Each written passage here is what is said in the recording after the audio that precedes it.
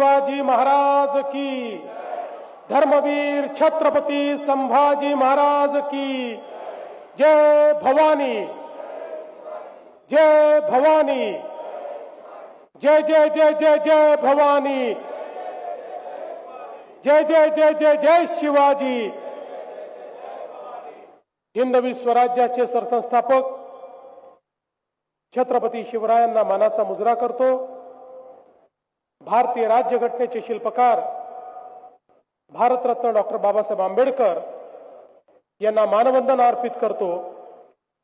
आणि आज नांदेड वाघाळा शहर महानगरपालिकेच्या निवडणूक प्रचार सभेमध्ये मंचावर उपस्थित राज्याच्या पर्यावरण मंत्री सौ पंकजाताई मुंडे आपल्या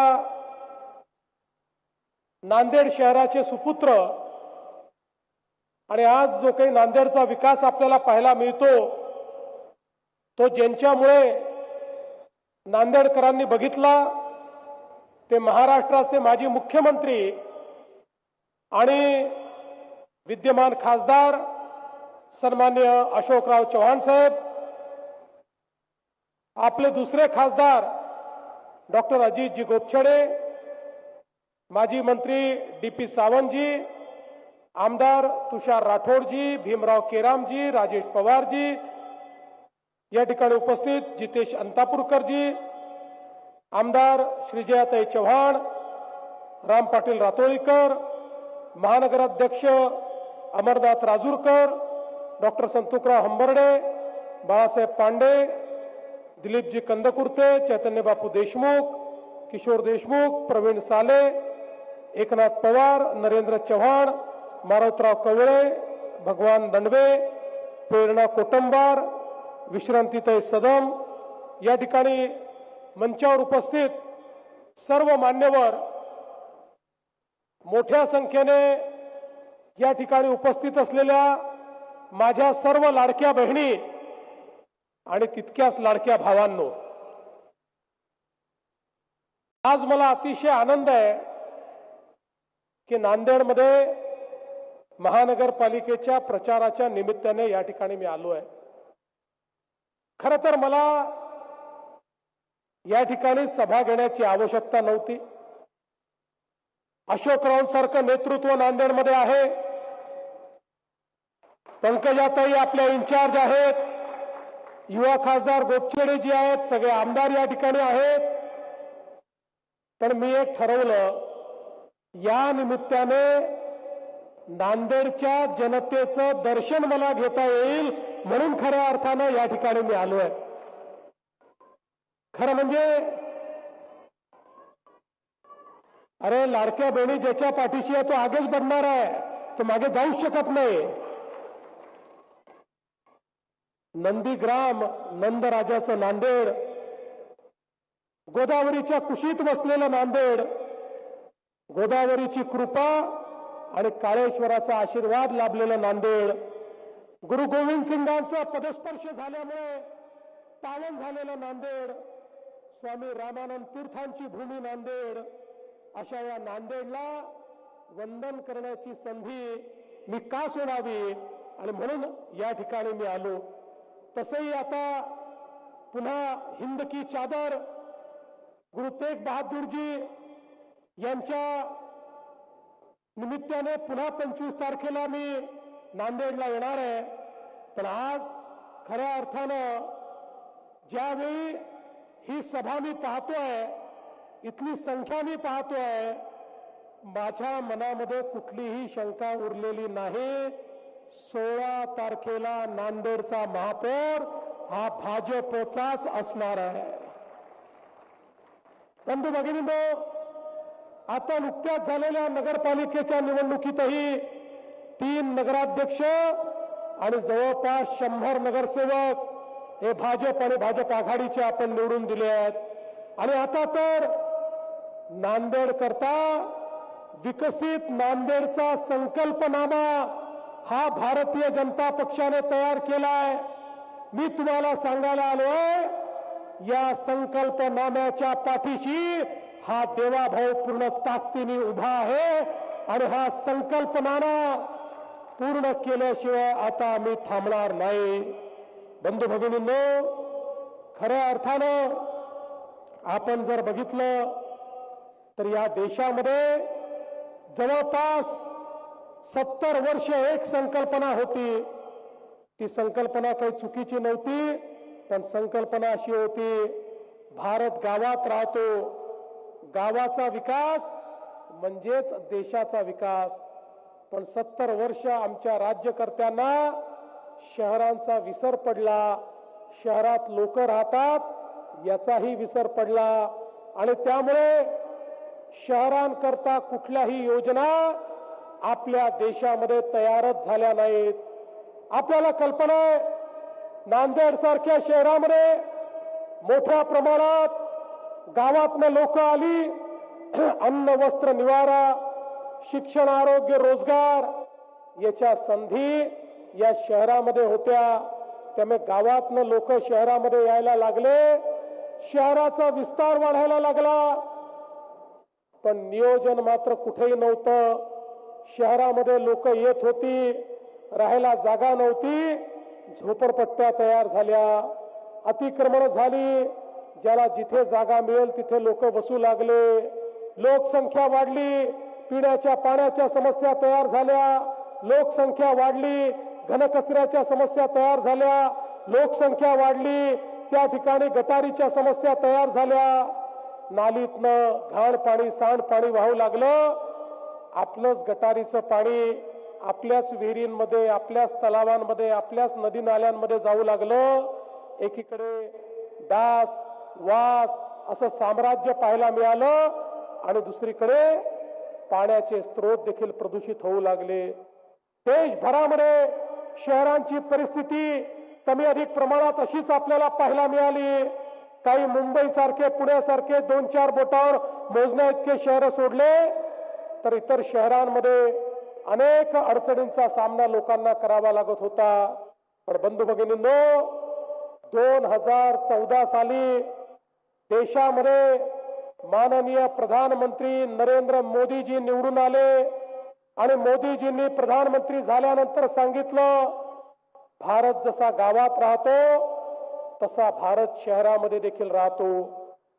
शहरामध्ये जे गरीब राहतात, जे मध्यमवर्गीय राहतात, त्यांच्याकरता व्यवस्था करणं गरजेचं आहे. मोदीजींनी सांगितलं, अन्न वस्त्र निवारा, शिक्षण आरोग्य रोजगार मनोरंजन या सगळ्या गोष्टींकरता शहराकडे मोठा ओढा असतो. आमची शहरं विकासाची केंद्र आहेत. देशाच्या जीडीपीच्या 65% जीडीपी हा शहरांमध्ये तयार होतो. वस्तू आणि सेवांची निर्मिती ही शहरांमध्ये होते, रोजगाराची निर्मिती ही शहरांमध्ये होते, मोठ्या शैक्षणिक संस्था या शहरामध्ये असतात. आणि म्हणून मोदीजींनी सांगितलं, शहरांचा विकास झाला पाहिजे.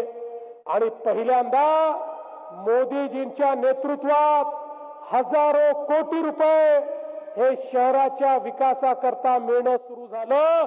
या देशामध्ये पहिल्यांदा मोदीजींनी शहराकरता योजना सुरू केल्या. मग त्यामध्ये आपल्याला कल्पना आहे, स्मार्ट सिटीची योजना, अमृत शहरांची योजना, स्वच्छ भारत शहरी मिशन, प्रधानमंत्री आवास योजना शहरी मिशन, अशा प्रकारचं अनेक मिशन या ठिकाणी सुरू झाले. आणि कधी नव्हे तेवढा पैसा शहरांच्या विकासाकरता मोदीजींनी दिल्लीहून देणं सुरू केलं आणि शहरं बदलू लागली.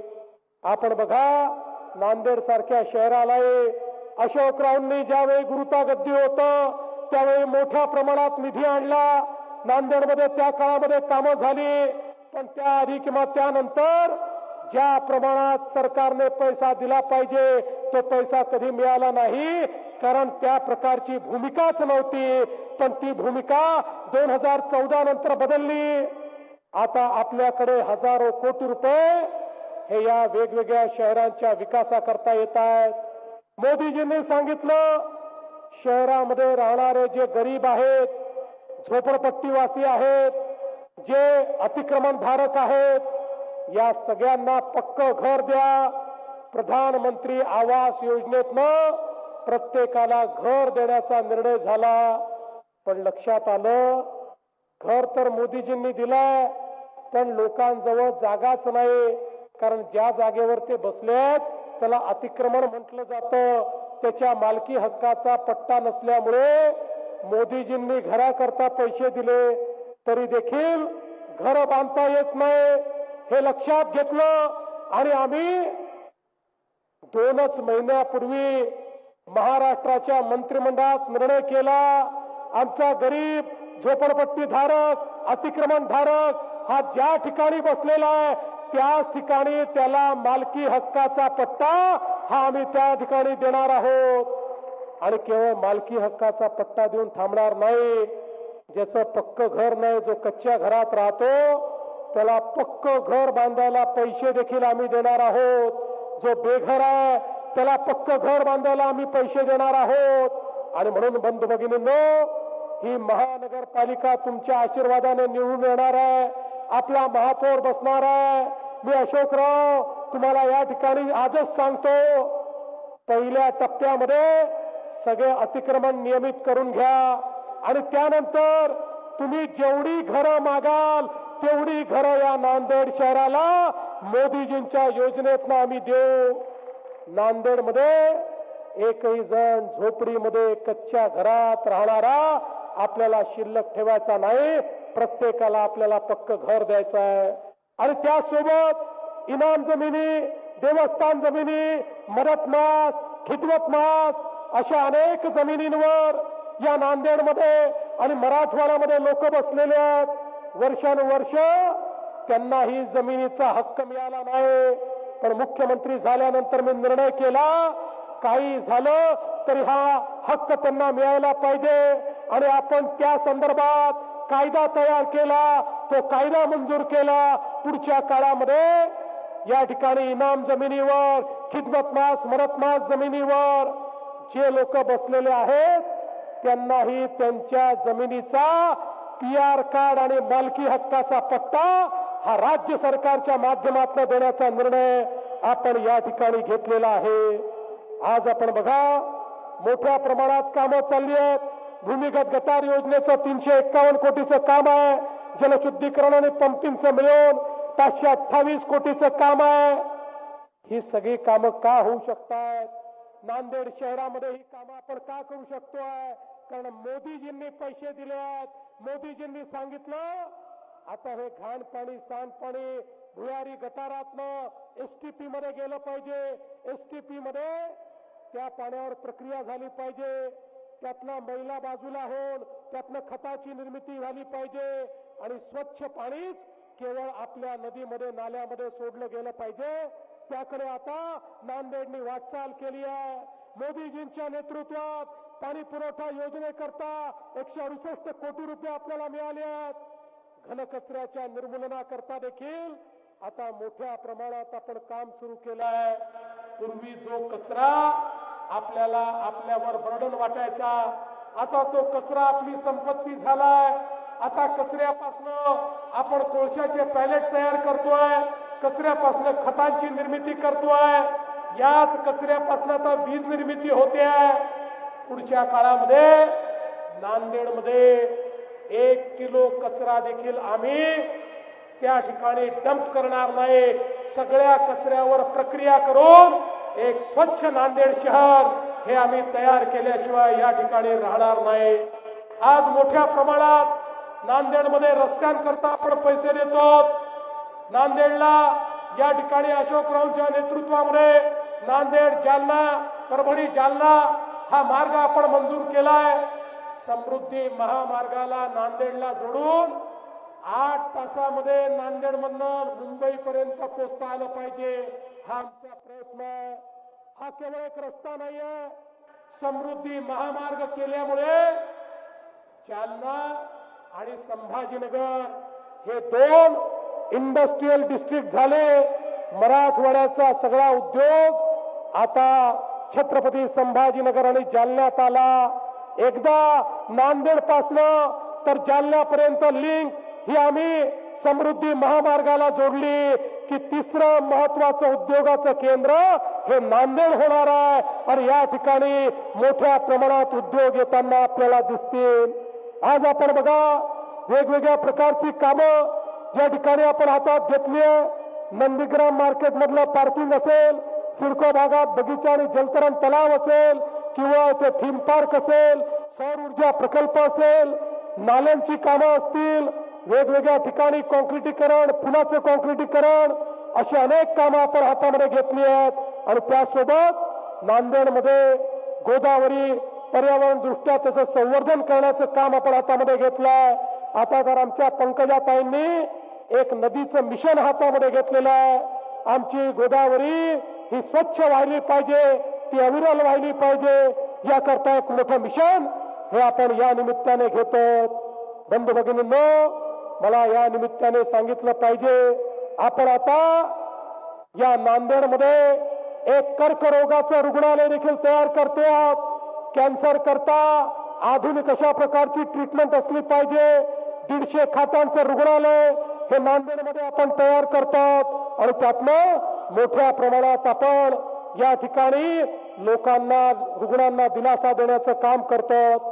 नांदेडच्या रेल्वे खऱ्या अर्थानं नांदेड लातूर, नांदेड बिदर या 2 रेल्वे लाईनला मान्यता दिली। आम्ही राज्य सरकारच्या वतीनं सांगितलं त्याचे अर्धे पैसे हे राज्याचं सरकार देईल आणि मी आपल्याला आश्वस्त करतो कुठल्याही परिस्थितीमध्ये हे काम देखील आम्ही पूर्ण करून दाखवू। बंधू भगिनींनो, मला या निमित्ताने सांगायचं, ही निवडणूक केवळ आम्ही एखादा महापौर बसावा याकरता पाहत नाही। आम्हाला दिसतंय ते नांदेड शहर जे खऱ्या अर्थानं मराठवाड्याचं प्रमुख शहर बनलेलं आहे, ते महाराष्ट्राचं प्रमुख शहर होऊ शकतं। ही नांदेडची ताकद आहे आणि म्हणून या नांदेडमध्ये विकास आपल्याला करायचा आहे। बंधू भगिनींनो, मी या निमित्ताने आमच्या लाडक्या बहिणींना देखील सांगू इच्छितो, लाडक्या बहिणींनो, ज्यावेळी विधानसभेच्या निवडणुकीमध्ये प्रचंड बहुमताने भारतीय जनता पार्टीचं महायुतीचं सरकार आलं, काही लोक म्हणायचे आता भाजपला 137 जागा मिळाल्या, आता भाजप पहिलं काम काय करेल, लाडकी बहीण योजना बंद करेल। झाली का बंद? 1 वर्षापेक्षा जास्त काळ गेला आणि लाडक्या बहिणींना सांगतो, जोपर्यंत तुमचा देवाभाऊ मुख्यमंत्री आहे, लाडकी बहीण योजना सुरूच राहील। पण अशोकराव, आता मी लाडक्या बहिणींना लाडकी बहीण ठेवू इच्छित नाही। इथे आपला महापौर बसणार आहे, त्या महापौराला पहिलं काम तुम्हाला द्यायचं आहे, माझ्या लाडक्या बहिणींना लखपती दीदी बनवायचं आहे। लाडक्या बहिणी या लखपती दीदी झाल्या पाहिजे। मी यावेळेस नंतर नांदेडला जेव्हा येईल त्यावेळेस आढावा घेईल, कारण महाराष्ट्रामध्ये 50 लाख माझ्या लाडक्या बहिणी या लखपती दीदी झाल्या आहेत। यावर्षी 1 कोटीपर्यंत आकडा पोहोचणार आहे। त्यामध्ये पहिला नंबर माझ्या नांदेडच्या लाडक्या बहिणींचा असला पाहिजे। माझ्या नांदेडच्या लाडक्या बहिणी या त्या ठिकाणी लखपती दीदी झाल्या पाहिजे। आणि म्हणून बंधू भगिनींनो, या नांदेडला स्मार्ट सिटी, या नांदेडला सेफ सिटी या दृष्टीनं पुढची वाटचाल आपल्याला करायची आहे।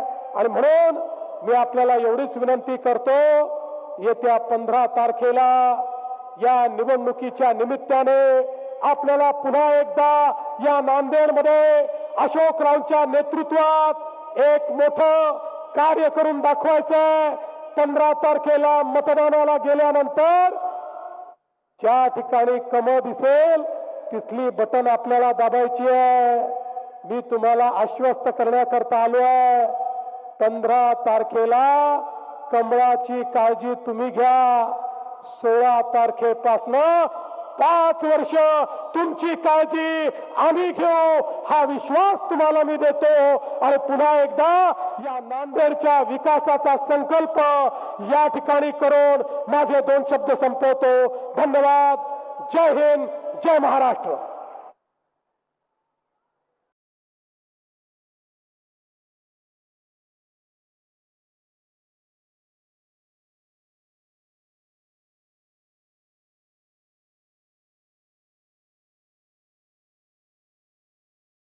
नांदेडची ताकद आहे आणि म्हणून या नांदेडमध्ये विकास आपल्याला करायचा आहे.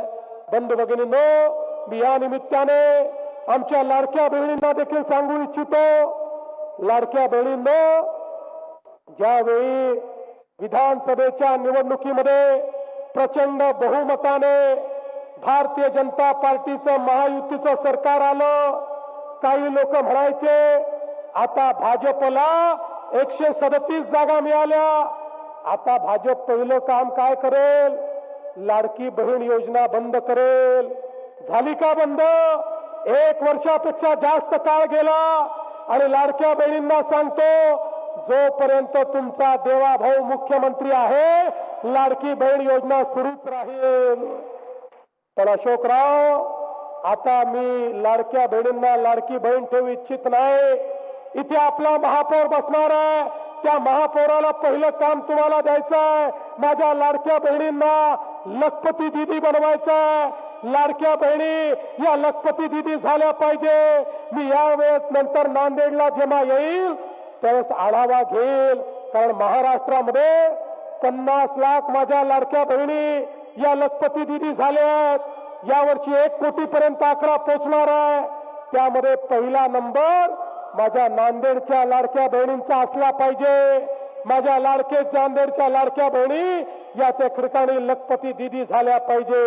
आणि म्हणून बंधू भगिनींनो, या नांदेडला स्मार्ट सिटी, या नांदेडला सेफ सिटी या दृष्टीनं पुढची वाटचाल आपल्याला करायची आहे.